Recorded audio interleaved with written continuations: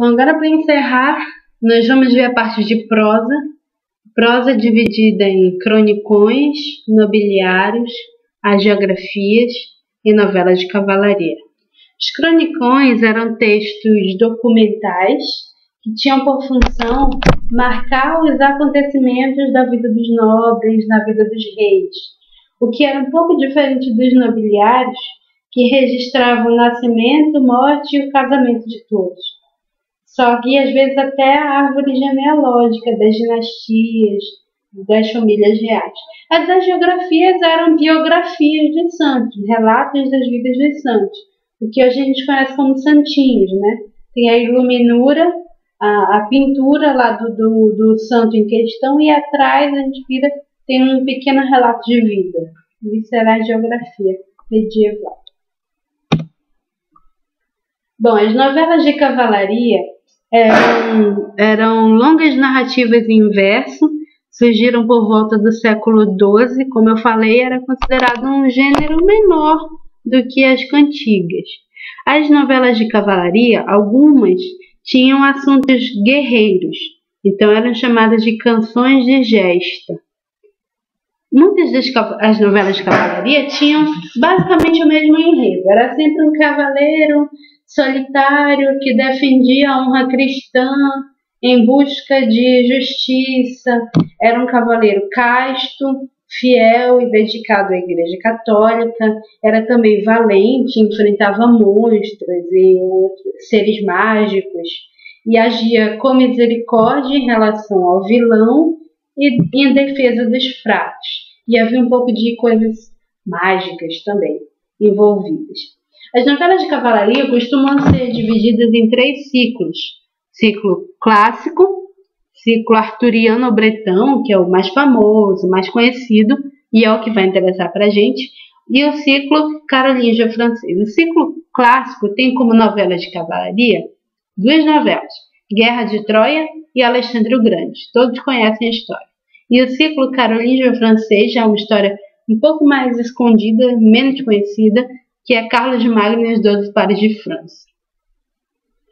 O ciclo arturiano-bretão são aquelas histórias mais famosas. Rei Arthur, a espada Excalibur, Percival, Tristão e Isolda e o Santo Graal. O que é o Santo Graal? Bom, o Santo Graal é o tema de uma novela que faz parte do ciclo arturiano, que é a Demanda do Santo Graal. Demanda significa a procura do Santo Graal.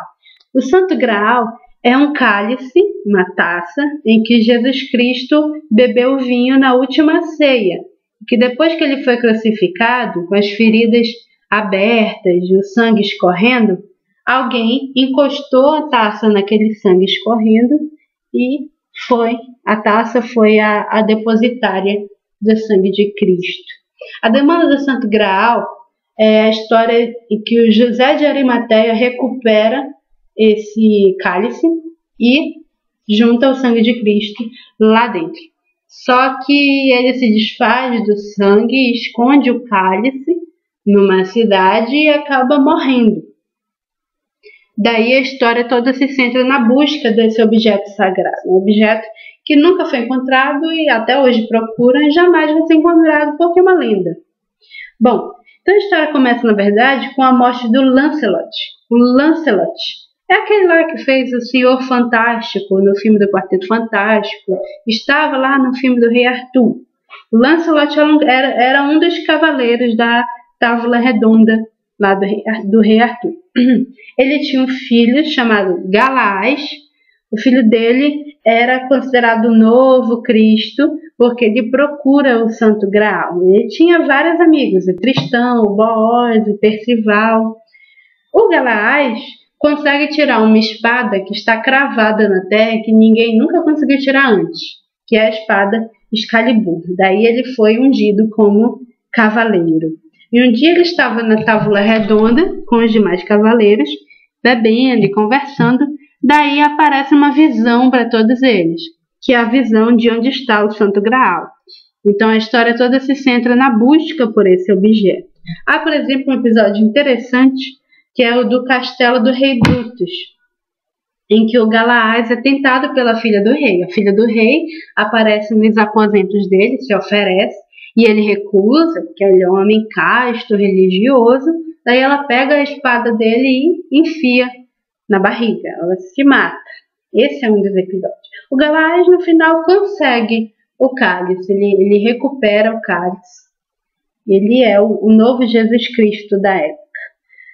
Bom, vamos ver agora um outro episódio em que o Percival, um dos amigos do Galaás, é tentado também por uma donzela. Agora, vamos ver agora a representação desse cavaleiro e a representação dessa donzela, como costumava acontecer nas novelas de cavalaria. Percival olhou a donzela, que lhe pareceu tão formosa que nunca vira donzela, cuja beleza chegasse à beleza que nela viu. Então começou-lhe a mudar o coração muitíssimo, que todo o seu costume passou, porque o seu costume era tal que nunca olhava a donzela por causa de amor, mas agora estava assim tocado de amor que não desejava nada do mundo. Assim que viu esta donzela, parecia-lhe que fora em bom dia nascido, se pudesse ter seu amor. Senhor, disse ela, não há nada no mundo que por vós não faça, salvante minha honra. E ele não respondeu aquilo, mas demandava-a de amores, e disse que se quisesse ser sua amiga, a tomaria por mulher e a faria ser rainha de terra muito rica e boa. E ele, estando nisto falando, eis que vem do céu um tão grande ruído como se fosse trovão, e fez tão grande rebuliço como se movesse a terra. Assim que Percival tremeu todo de pavor e ergueu-se espantado, e ouviu uma voz que dizia: Ai, Percival, como há aqui tão mau conselho! Deixas toda alegria por toda tristeza, donde te virá todo pesar e toda má ventura. E pareceu-lhe que aquela voz fora tão forte que deveria ser ouvida por todo mundo, e caiu esmorecido por terra, e ficou assim muito tempo. E depois acordou e olhou ao redor de si, e viu a donzela rir. Espantou-se e logo entendeu que era o demo que lhe aparecera em semelhança de donzela para o enganar e o meter em pecado mortal. Bom, reparem aqui na fé de Percival. Percival é um homem de fé, um homem de virtude. De repente apareceu uma mulher bonita que representa o pesar, representa a tristeza, o mau caminho, que acaba desvirtuando o homem. Mas no final, Deus, o próprio Deus, aparentemente, fala com Percival e o aconselha, dizendo que aquela mulher não é o caminho o caminho é a fé, é a religião. Daí ele desmaia e quando ele acorda ele descobre que realmente aquela mulher é a tentação, é o diabo em pessoa. Reparem aqui na mulher associada àquela coisa do pecado original, né? Eva com a maçã que oferece a Adão. É a representação da mulher que permaneceu no tempo até hoje. Bom, uma outra novela que também faz parte do ciclo arturiano se chama Amadis de Gaula. Vamos voltar aqui que não está dando para ver. Anotem aí. Amadis de Gaula não tem autor reconhecido. Essas novelas de cavalaria eram todas em verso. Amadis de Gaula eram versos bem longos, já mais próximos da prosa mesmo. Bom, a questão em Amadis de Gaula, que não tem autor, né? Não se sabe se foram os espanhóis, os portugueses, os franceses que escreveram. Não há um manuscrito original que possa comprovar. Mas o Amadis de Gaula era um órfão, foi abandonado e depois foi recolhido pela família do rei Lisuarte. O rei Lisuarte tinha uma filha chamada Oriana. E depois a mãe da Oriana resolve fazer o Amadis de pajem dela, aquele que a protege. Pela Oriana, ele se apaixona por ela. Pela Oriana, ele luta com tudo e com todos. Luta com monstros horríveis, luta com o mago, com o Arcalaus, por exemplo.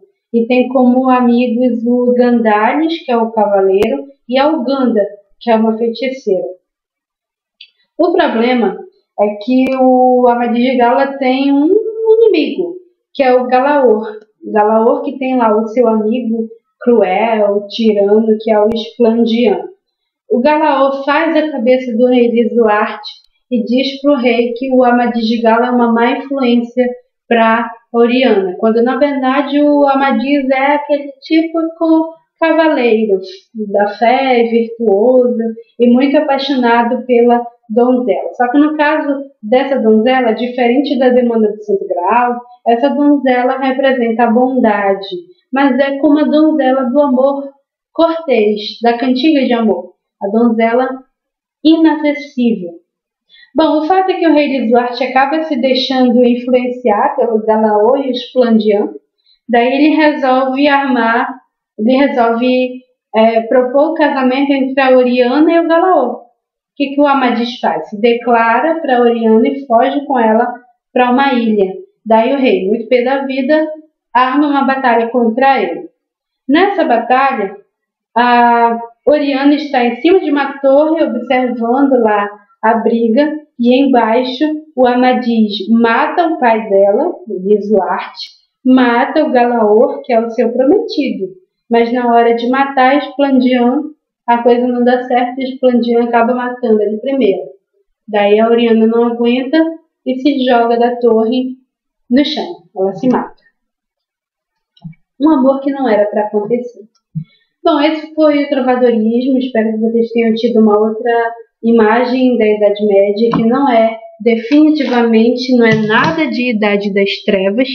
É um período de grande florescência cultural, religiosa sim. A religião nesse caso é uma pedra no meio do caminho. Só que há uma cultura, há uma literatura, há uma arte muito fecunda, muito rica, que merece ser estudada. Até a próxima. Tchau.